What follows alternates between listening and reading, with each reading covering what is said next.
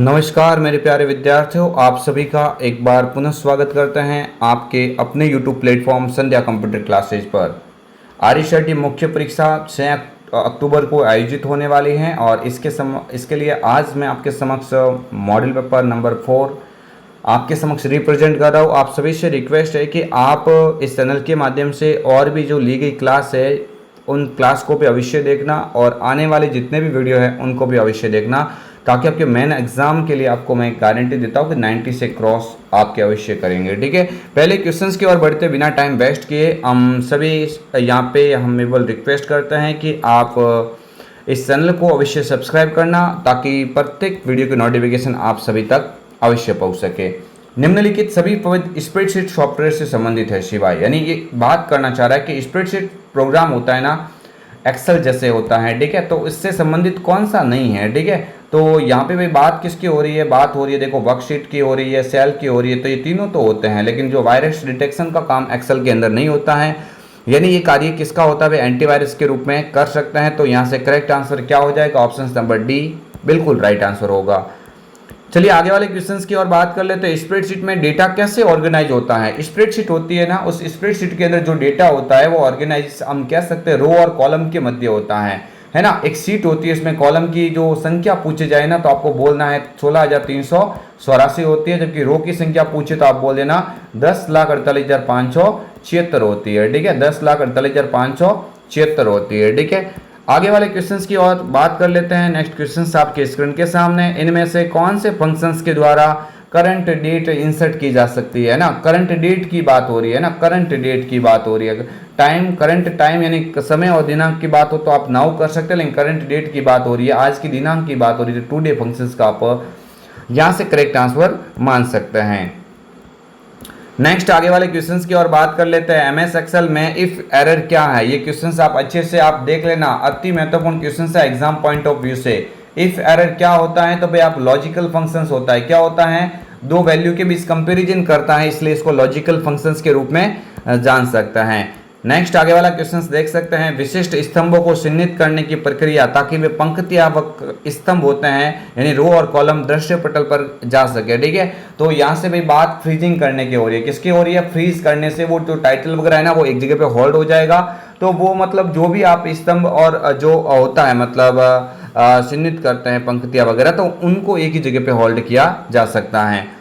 Next आगे वाला questions देख लेते हैं। वी लुकअप फंक्शंस निम्न में से क्या कार्य करता है। तो वी लुकअप की बात हो रही है ना, वी लुकअप फंक्शंस का उपयोग भाई आप कह सकते हैं संबंधित रिकॉर्ड का पता लगाता है। ठीक है, वी लुकअप फंक्शंस क्या कार्य करता है, दूसरे को आप मत देखिएगा, एक ही पॉइंट को आप पकड़ो, यहाँ से क्वेश्चंस का करेक्ट आंसर हो जाएगा ऑप्शन नंबर सी, संबंधित रिकॉर्ड का पता लगाता है। ठीक है, अपने से रिलेटिव वैल्यू का ये मतलब पता लगाता है, कौन, वी लुकअप फंक्शंस। आगे वाला नेक्स्ट क्वेश्चन है। एक स्लाइड शो में स्लाइड चेंज होने पर डिस्प्ले के लिए जो अप्लाइड इफेक्ट क्या कहलाएगा। पावर पॉइंट के अंदर क्या होता है भाई, स्लाइड होती है, पावर पॉइंट का पेज स्लाइड कहलाता है। तो एक स्लाइड से दूसरी स्लाइड के ऊपर जाने की जो प्रक्रिया होती है ना, उस प्रक्रिया को आप स्लाइड ट्रांजिशन के नाम से जानेंगे। क्या बोलेंगे भाई, ये कार्य आप किस में जाके कर सकते हैं, ट्रांजिशन टैब के अंदर जाके कर सकते हैं। अलग अलग ट्रांजिशन इफेक्ट डाल के आप एक स्लाइड से दूसरी स्लाइड के ऊपर मूवमेंट कर सकते हैं। तो इसका करेक्ट आंसर क्या हो जाएगा, option number B, slide transition हो जाता है। नेक्स्ट आगे वाले क्वेश्चंस की बात कर लेंगे भाई। नेक्स्ट क्वेश्चंस आप सभी की स्क्रीन के समक्ष है और अच्छा क्वेश्चंस है, एग्जाम में पूछा गया है। ठीक है, प्रेजेंटेशन में विद्यमान सभी स्लाइड का एक जैसा प्रदर्शन चाहने के लिए आप निम्न में से क्या करेंगे। तो प्रेजेंटेशन होता है, उसमें सभी स्लाइड का आप एक जैसा बैकग्राउंड, एक जैसा प्रदर्शन रखना चाहते हैं, तो आप प्रेजेंटेशन डिजाइन मेन्यू के अंदर जाके आप टेम्पलेट का उपयोग कर सकते हैं। तो इसको हम पूरी तरह से क्या बोलेंगे, प्रेजेंटेशन डिजाइन टेम्पलेट का उपयोग करके ये कार्य किया जा सकता है। नेक्स्ट आगे क्वेश्चंस, हमलावर संक्रमित विज्ञापनों को अपलोड कर किस प्रकार का हमला करता है। ठीक है, यहाँ पे क्वेश्चंस अच्छा है, एग्जाम पॉइंट ऑफ व्यू से भी काफी महत्वपूर्ण हो जाता है। हमलावर संक्रमित विज्ञापन यानी संक्रमित जो एडवर्टाइज होती है, एडवर्टाइज यानी आप बिल्कुल बात हो रही है मेलवर्टाइजिंग की, किसकी बात हो रही है, मेलवर्टाइजिंग की बात हो रही है। इस क्वेश्चंस का करेक्ट आंसर हो जाएगा option number C, malvertising correct answer हो जाएगा। नेक्स्ट आगे वाले क्वेश्चंस की बात कर लेते हैं। हमलावर क्लाइंट मशीन और सर्वर के बीच एक ऑथेंटिकेशन सेशन की निगरानी कर किस प्रकार का हमला करता है। तो भाई ऑथेंटिकेशन सेशन की बात हो रही है ना, सेशन अपहरण की बात हो रही है, किसकी, सेशन हाईजैकिंग करना, ये एक साइबर खतरे का प्रकार है जो आपके साइबर सिक्योरिटी वाले टॉपिक से ये क्वेश्चंस लिया गया है, ठीक है।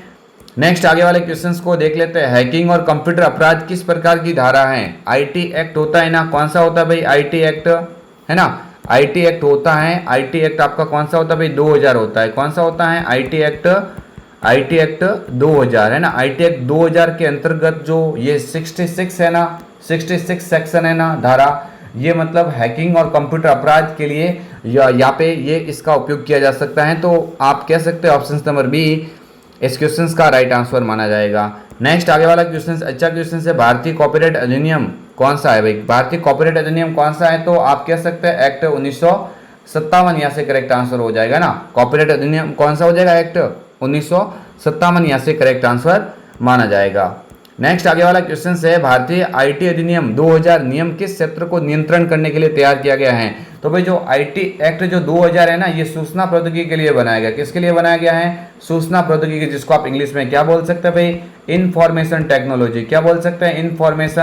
इंफॉर्मेशन टेक्नोलॉजी के लिए ये एक्ट आपका बना हुआ है, ठीक है। तो आगे वाला क्वेश्चन नेक्स्ट अच्छा लेवल का है और अच्छे क्वेश्चन आपके एग्जाम के अंदर श्योर बनते ही है। विंडोज 10 में किस फंक्शंस के द्वारा सीडी या डीवीडी को किसी तीसरे सॉफ्टवेयर के बिना बर्निंग कर सकते हैं भाई? आप तो यहाँ से किसका उपयोग करेंगे? किसी थर्ड पार्टी सॉफ्टवेयर के बिना आप डायरेक्टली इसको बनाना चाहते हैं तो डिस्क बर्निंग फंक्शंस का उपयोग करेंगे। किसका उपयोग करेंगे? डिस्क बर्निंग फंक्शंस का उपयोग करके ये कार्य आप कर सकते हैं। चलो अच्छा क्वेश्चन था, एग्जाम पॉइंट ऑफ व्यू से काफी महत्वपूर्ण है। सीडी डीवीडी में बर्न किया जा सकता है भाई? सीडी डीवीडी के अंदर आप किसको बर्न कर सकते हैं? वीडियो को भी कर सकते हैं, चित्र को भी कर सकते हैं, दस्तावेज को भी कर सकते हैं। तो यहाँ से करेक्ट आंसर क्या हो जाएगा? उपरोक्त सभी, है ना। आप हमेशा याद रख लेना कि सीडी अथवा डीवीडी में, है ना, सीडी अथवा डीवीडी में डेटा को, है ना, डेटा को कॉपी करना, डेटा को कॉपी करना, सीडी या डीवीडी में डेटा को कॉपी करना क्या कहलाता है? तो आप बोल देना भाई बर्निंग कहलाता है। क्या कहलाएगा? बर्निंग कहलाता है। ये भी क्वेश्चन एग्जाम में पूछा जा चुका है, ठीक है। नेक्स्ट आगे वाला क्वेश्चन देख लेते हैं। माइक्रोसॉफ्ट ऑफिस पिक्चर मैनेजर क्या है? तो भाई आपको याद रखना है, माइक्रोसॉफ्ट कंपनी के द्वारा एक तस्वीर एडिटिंग सॉफ्टवेयर के रूप में माइक्रोसॉफ्ट पिक्चर मैनेजर का उपयोग किया जाता है। तो इसका मतलब यहाँ से करेक्ट आंसर क्या हो जाएगा? मूल तस्वीर प्रबंधन सॉफ्टवेयर के रूप में इसको जान सकते हैं। क्वेश्चन नंबर ए यहाँ से इस ऑप्शन राइट कह सकते हैं। आगे वाला क्वेश्चन है। सबसे शक्तिशाली कंप्यूटर जो बड़ी खोज और वैज्ञानिक उपयोग के लिए इस्तेमाल किया जा सकता है? तो आपका यहाँ से करेक्ट आंसर क्या हो जाएगा भाई? सुपर कंप्यूटर हो जाएगा। क्या हो जाएगा? सुपर कंप्यूटर यहाँ से क्वेश्चन का राइट आंसर माना जाएगा। नेक्स्ट इसके अलावा देख सकते हैं आगे वाला क्वेश्चन से। सरकारी संस्थाओं, बड़ी व्यावसायिक फर्म और बिजनेस ऑपरेशन के लिए किस कंप्यूटर का उपयोग किया जा सकता है? कोई बड़ी सरकारी संस्था होती है, कोई बड़े व्यावसायिक जो फर्म होते हैं या बिजनेस कोई ऑपरेशंस होते हैं, उनके लिए आप किस व्यवस्थित कंप्यूटर का उपयोग करेंगे? तो आपका राइट आंसर हो जाएगा मेन फ्रेम कंप्यूटर। क्या हो जाएगा भाई?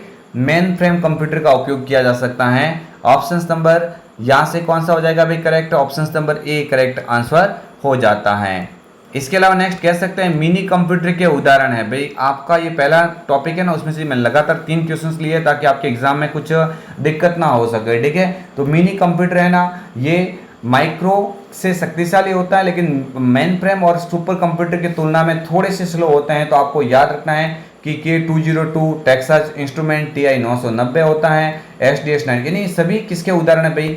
सभी के सभी मिनी कंप्यूटर के ही एग्जाम्पल हैं। तो करेक्ट आंसर हो जाएगा ऑप्शन नंबर डी, यहाँ से राइट आंसर माना जाएगा। नेक्स्ट आगे वाला क्वेश्चन कह सकते हैं WORM डिस्क का मतलब क्या होता है? ये पिछली बार वीडियो के अंदर भी क्वेश्चन पूछा गया था, ठीक है। इसके अंदर क्या होता है कि ऐसी सीडी डीवीडी जिसको आप एक ही बार कॉपी कर सकते, देखा कई बार जा सकता है, यानी वन टाइम इसको एडिटेबल होता है, ठीक है। तो इसका मतलब क्या हो जाएगा? राइट वंस रीड मैनी हो जाएगा, है ना। राइट वंस, है ना, write once read many, write once read many, यहाँ से करेक्ट आंसर हो जाएगा ऑप्शन नंबर ए, बिल्कुल यहाँ से करेक्ट माना जाएगा। नेक्स्ट आगे वाले क्वेश्चंस की बात कर लेते हैं। शॉर्टकट तैयार करने के लिए फंक्शंस कीज के अलावा किन कुंजियों का प्रयोग किया जा सकता है? तो भाई सीधी सी बात हो रही है, कोई शॉर्टकट की के अंदर जैसे कंट्रोल ए कंट्रोल बी ऐसे में यूज करते हैं ना, तो ये कंट्रोल वगैरह ना ये काफी काम में ले जाते हैं। इसके अलावा शिफ्ट की का भी काफी उपयोग किया जा सकता है, ठीक है। और अल्टर बटन होता है, अल्ट है ना, उसका भी। तो इसका मतलब ये तीनों है ना, इनको मिक्स रूप से आप क्या बोलते हैं? कॉम्बिनेशन बोलते हैं। क्या बोलते हैं भाई? कॉम्बिनेशन की के नाम से इनको जान सकते हैं। तो यहां से करेक्ट आंसर क्या हो जाएगा? ऑप्शन नंबर सी यहां से करेक्ट हो जाता है। आगे वाले क्वेश्चंस की और बात कर लेते हैं। निम्नलिखित उपकरणों में से कौन सा उपकरण तेजी से कंप्यूटर गेम्स को खेलने में प्रयोग किया जाता है ना? कंप्यूटर गेम्स को खेलने में कौन सा आप डिवाइस उपयोग में लेते हैं? तो सीधी सी बात है, जॉयस्टिक का उपयोग करेंगे ना। इस जॉयस्टिक को आप क्या कह सकते हैं भाई? इस जॉयस्टिक को आप कह सकते हैं गेम कंट्रोलर। क्या बोलेंगे भाई? जॉयस्टिक को आप गेम कंट्रोलर के नाम से जान सकते हैं, ठीक है। अच्छा क्वेश्चन है, इनपुट डिवाइस का उदाहरण होता है। आगे वाला क्वेश्चन है, किसी फाइल का नाम बदलने के लिए किस फंक्शंस कुंजी का इस्तेमाल करते हैं? कोई भी फाइल होती है, कुछ फोल्डर होता है, उसका नाम बदलना है ना, रीनेम करना। क्या करना भाई? रीनेम करना है ना, रीनेम करना। रीनेम की शॉर्टकट की क्या होती है? तो F2 होती है। क्या होती है? F2 होती है। F1 किसकी होती है? तो ये किसकी होती है भाई? हेल्प की होती है। किसकी होती है? हेल्प की होती है। और F3 किसकी होती है? ये सर्च बॉक्स ओपन करना है ना, सर्च बॉक्स को ओपन करना। नेक्स्ट आगे वाला क्वेश्चन आपकी स्क्रीन के समक्ष है। कोर्टाना खाली जगह की तरह इस्तेमाल किया जा सकता है। तो कोर्टाना एज ए आप कह सकते हैं, जैसे आप अपने मोबाइल के अंदर जो गूगल वॉइस का उपयोग करते हैं ना, गूगल असिस्टेंट का, इसी तरह से कोर्टाना भी माइक्रोसॉफ्ट कंपनी के द्वारा विकसित किया गया। विंडोज 10 या उसके बाद विंडोज 11 जो भी हैं, उनके अंदर आप सर्च बॉक्स की तरह इस्तेमाल करते हैं, वॉइस पावर्ड पर्सनल असिस्टेंट के रूप में यूज करते हैं। तो इसका राइट आंसर हो जाएगा सर्च बॉक्स की तरह इस्तेमाल किया जा सकता है। किसको भाई? कोर्टाना को, ठीक है। नेक्स्ट आगे वाले क्वेश्चंस की और बात कर लेते हैं। इनमें से कौन एक प्रकार का प्रोटोकॉल है? प्रोटोकॉल यानी छोटे छोटे आप कह सकते हैं एक निर्देशों का सेट होता है, ठीक है। इंस्ट्रक्शंस का ग्रुप होता है जो आप ट्रांसफर होते हैं रहते हैं, जैसे आप नेटवर्क के अंदर आप देख ले सकते हैं, ठीक है। तो यहाँ से भाई प्रोटोकॉल की बात हो रही है, तो यहाँ से ये तो होगा नहीं, रैम भी नहीं होगा, DBA डेटाबेस एडमिनिस्ट्रेटर ये भी नहीं होगा, तो TCP/IP है ना, ये प्रोटोकॉल की श्रेणी में आता है, ठीक है। किसकी श्रेणी में आता है? प्रोटोकॉल की श्रेणी में आता है, ठीक है। तो करेक्ट आंसर हो जाएगा ऑप्शन नंबर सी, यहाँ से राइट हो जाता है। नेक्स्ट, इंटरनेट खाली जगह के नाम से भी प्रसिद्ध है। इंटरनेट को हम क्या कह सकते हैं? तो आपको याद रखना है, सूचना का सुपर हाईवे कह सकते हैं। इजी क्वेश्चन है, लेकिन एग्जाम पॉइंट ऑफ व्यू से महत्वपूर्ण क्वेश्चंस की श्रेणी में आता है, ठीक है। आगे वाले क्वेश्चंस की और बात कर लेते हैं। DNS का तात्पर्य क्या है ना। DNS का पूरा नाम पूछा है, तो DNS का पूरा नाम क्या हो जाएगा? डोमेन नेम सिस्टम हो जाएगा। ऑप्शन नंबर ए यहाँ से इस क्वेश्चन का करेक्ट आंसर हो जाएगा। आगे वाले क्वेश्चंस की बात कर लेते हैं। इंटरनेट पर भेजी गई सूचनाओं को किस प्रकार के टुकड़ों में विभाजित किया जा सकता है ना, या आप कह सकते हैं इंटरनेट के ऊपर जो छोटे छोटे जो इंस्ट्रक्शंस के जो होते हैं ना, उनको हम पैकेट्स बोलेंगे। क्या बोलेंगे भाई? पैकेट्स बोलेंगे ना। ऑप्शन नंबर डी इस क्वेश्चंस का बिल्कुल राइट आंसर माना जाएगा। नेक्स्ट आगे वाले क्वेश्चंस की और बात कर लेते हैं। वेबसाइट्स क्या है? तो ये भी प्रश्न अभी हाल ही में एग्जाम हुआ तो उसमें आया था। Website is a set of web page, है ना।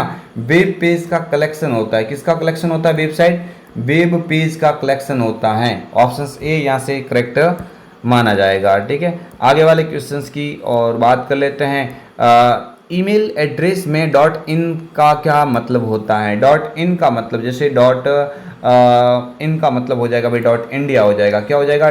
.in का मतलब हो जाएगा इंडिया। यहाँ से ऑप्शन नंबर बी करेक्ट माना जाएगा। नेक्स्ट, जब एक वेबसाइट विकसित की जाती है तो विभिन्न इंटरलिंक्ड फाइलों को एक साथ रखा जाता है। इसे कौन सी सुविधा करके प्राप्त, यानी आप कह सकते हैं कि एक वेबसाइट का निर्माण होता है तो बहुत सारे पेजों को उस वेबसाइट से लिंक किया जाता है ना। तो ये किसके द्वारा किया जा सकता है? तो आप बोलेंगे हाइपर लिंक के द्वारा। किसके द्वारा किया जाता है?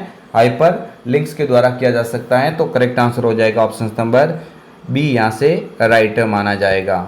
नेक्स्ट आगे वाला क्वेश्चन है आप सभी की स्क्रीन के समक्ष। ऑनलाइन एंटीवायरस सॉफ्टवेयर खरीदने के लिए किसकी आवश्यकता होती है? तो इजी प्रश्न है। कंप्यूटर की भी होगी, इंटरनेट कनेक्शन की भी होगी, और ऑनलाइन बैंक खाता जिससे हम पेमेंट वगैरह कट करेंगे, तो ये भी क्या हो जाएगा इसका?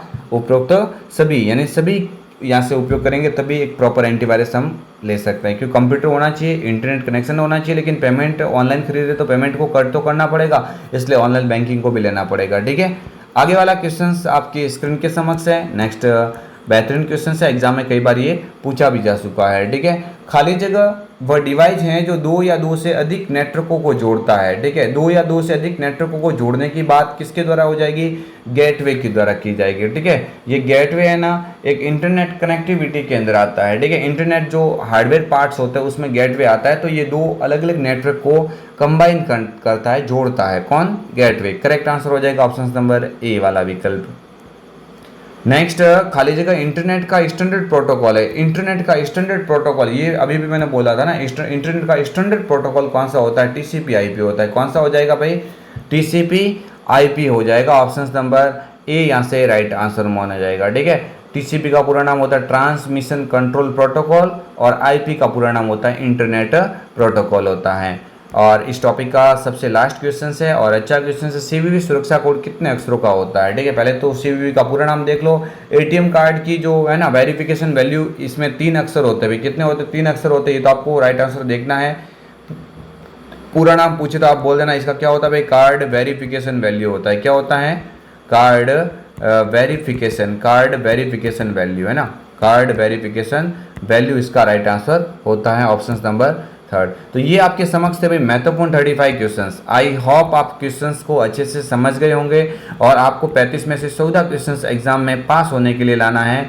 तो ये पास होने वाला आप तरीका मत अपनाओ, आपको तो 90 से क्रॉस करना है ना, 90% से क्रॉस करना है। तो आप पास की तो बात ही छोड़ दो, आपको अच्छे मार्क्स के साथ में उत्तीर्ण करवाना है। इस चैनल के साथ में अंतिम समय तक आप जुड़े रहना। आप खुद बोलेंगे, मैं नहीं बोलूँगा कि आपके इस वीडियोस के हूबहू क्वेश्चंस कितने बने हैं। ठीक है, तो ये हम आपके समक्ष लेके आए थे महत्वपूर्ण 35 क्वेश्चंस।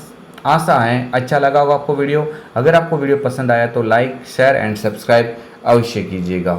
मिलेंगे आपको एक और बेहतरीन वीडियो के साथ में, तब तक के लिए जय हिंद, वंदे मातरम, जय भारत।